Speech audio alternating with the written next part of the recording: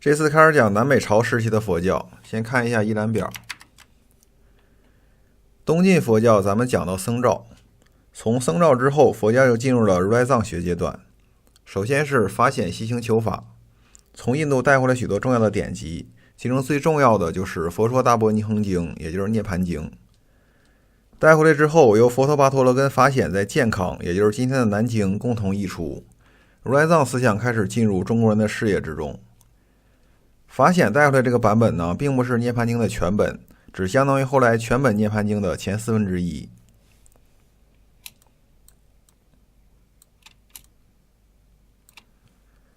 然后南北朝时期的昙无谶也翻译了一次《涅盘经》，这次是比较全本的翻译，因为是在北方翻译的，所以也叫北本涅盘经。北本涅盘经在公元430年传到了建康，在公元436年，由慧观、慧严、谢灵运综合法显的涅恒经和昙无谶的北本涅盘经，又整理出涅盘经的一个版本，通常叫做南本涅盘经。随着涅盘经的翻译流传，对涅盘经的研究在当时很流行，并产生了涅盘学派、涅盘师，其中最著名的就是竺道生。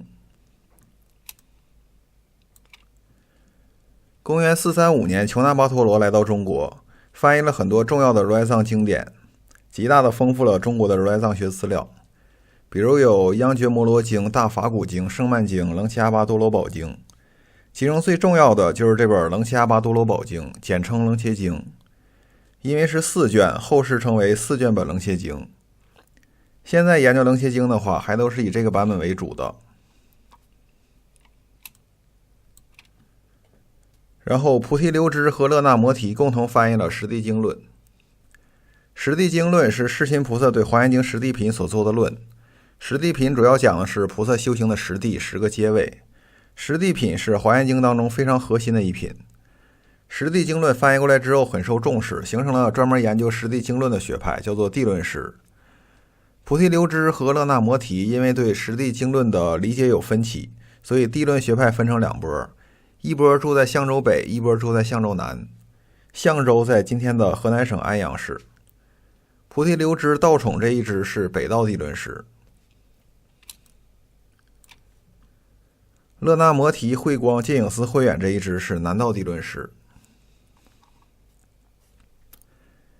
然后真谛在公元546年来到中国，翻译了大量的唯识古学和如来藏的经典，其中最重要的一本是《摄大乘论》，还形成了专门研究《摄大乘论》的摄论学派。从真谛以后啊，中国人对如来藏思想基本就理解了。怎么看出已经理解了呢？因为这个时候出了一本《大乘起信论》，非常系统的总结了如来藏思想。关于《大乘起信论》，有人说这本书是中国人写的，有人说它是印度人写的，真谛翻译的，现在争论很大，也没有定论。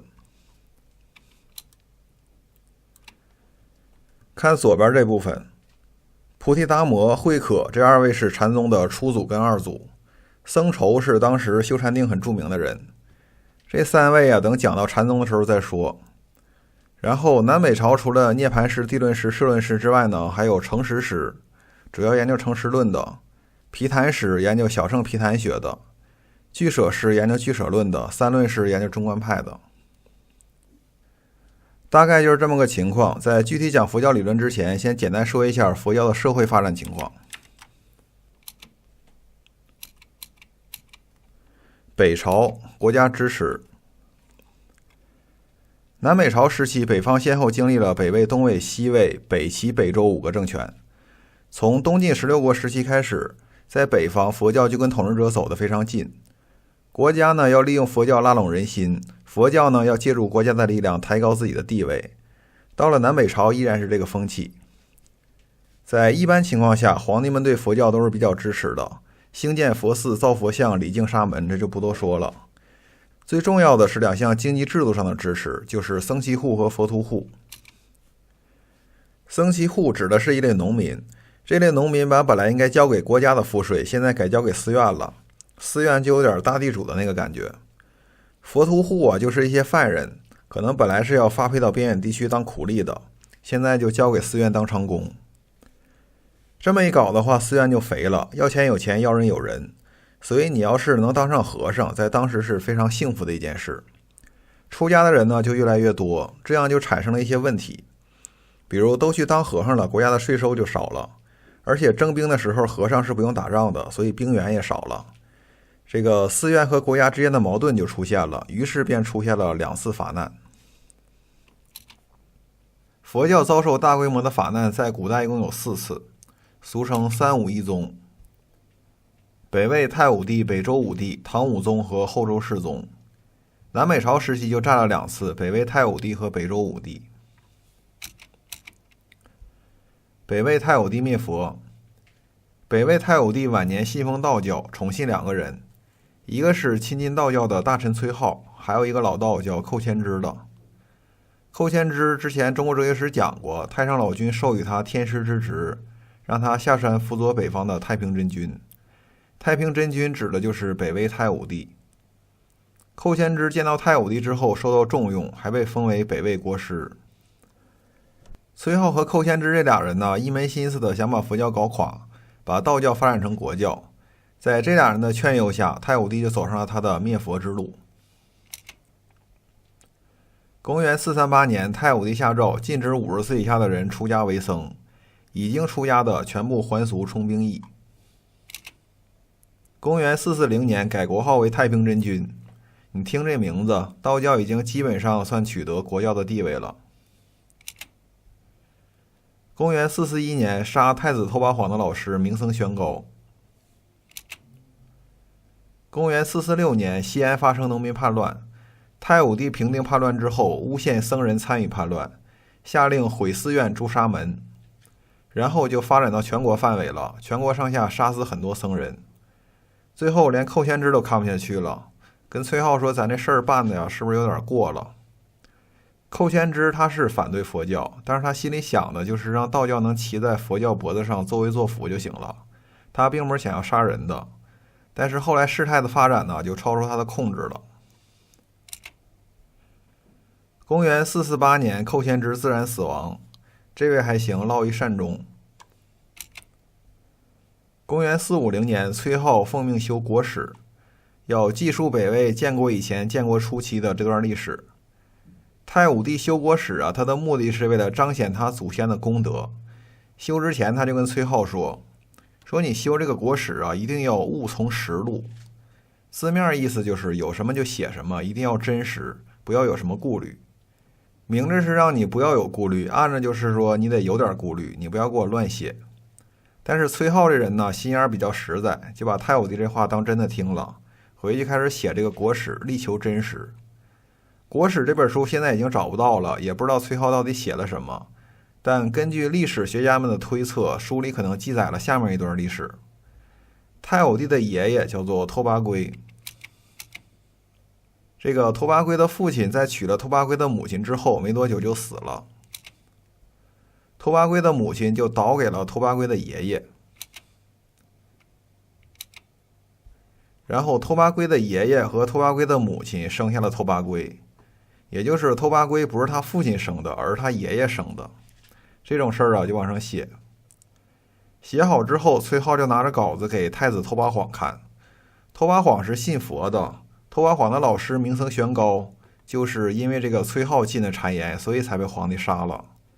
所以太子是非常恨崔颢的，但这个太子很有城府，表面上跟崔颢关系保持的还不错。崔颢写完国史之后，拿稿子给太子晃看，太子晃一读这个稿子，这写的也太真实了吧，这么写肯定是不行的呀。但因为太子跟崔颢有仇，所以太子不仅不怪崔颢，还大大的表扬了崔颢，说您这个文笔呀非常好，事实清楚，逻辑缜密，就一顿的吹捧。崔颢一听这话呀，就直接飘上天了，就找人把这本国史刻到石碑上，立在大路的两边，让过往的百姓看，意思是让你们长长见识，看看我写的有多么好。百姓啊就都来看了。百姓他对打仗什么的兴趣不大，但是对太武帝他爷爷这段兴趣非常大，这有点意思啊，这个大家看的是津津有味。百姓们还在这儿有点意思呢，崔颢那边可就没意思了。太武帝一听说这事儿，龙颜大怒，气疯了，把崔颢满门抄斩。崔颢本人被实行腰斩，从腰这儿被砍成2半了，这就是崔颢的结局。公元452年，大臣造反，太武帝被叛臣所杀。崔颢的惨死跟太武帝的被杀，使僧俗两众对因果报应说深信不疑。你看你灭佛就遭报应了吧？所以全社会从统治阶级到民间展开了一场狂热的佛教复兴运动，这是第一次法难。北周武帝灭佛，北周武帝这次不仅是灭佛，连道教一块儿灭，但是这次的手段不像北魏那么极端。周武帝就命令僧人道士全部还俗，私产充公就完事儿了。过2年周武帝一死，佛教很快就又复兴了。北朝的佛教大概就说完了。北朝佛教的特点就是它和统治阶级走得特别近，借助统治阶级的力量把自己养得特别肥，肥到一定程度就被皇帝宰一刀，完事儿接着养，大概就是这么个情况。然后南朝的佛教相比于北方，它离统治阶级就比较远一些，一直保持一个适当的距离。这个是东晋慧远以来南方佛教的传统。所以虽然南朝历代的皇帝都对佛教非常支持，但佛教也不会发展到与国争利的程度，一直都是很平稳的发展。所有这些皇帝里，梁武帝萧衍对佛教的贡献最大，简单说2句。梁武帝最著名的就是他的3次舍身事佛。所谓舍身事佛，就是把自己施舍给寺院，白给寺院干活也不要钱，这是一种菩萨行。菩萨有6度嘛，舍身事佛就属于修布施的一种。他一舍身事佛，国家就没有皇帝了，大臣们就得拿钱把他赎回来。赎回来之后，过几年他自己又偷摸跑去寺院舍身了，大臣们还得拿钱赎，一共这么搞了3次，这就是舍身事佛。制断酒肉，在梁武帝以前，中国僧人是可以吃肉的，所谓3净肉啊，眼不见杀，耳不闻杀，不为己杀。梁武帝就觉得无论如何僧人都不应该吃肉，吃肉那你的慈悲心在哪儿？所以下令僧人不可以吃肉。这个传统就一直保持到现在。据我所知，现在全世界只有中国和朝鲜半岛的佛教有这个规定，包括从中国派生出去的日本佛教也都可以吃肉，藏传和南传也是可以吃肉的。佛教的社会发展情况就简单说这么多，先休息一下，下次课讲涅槃师竺道生。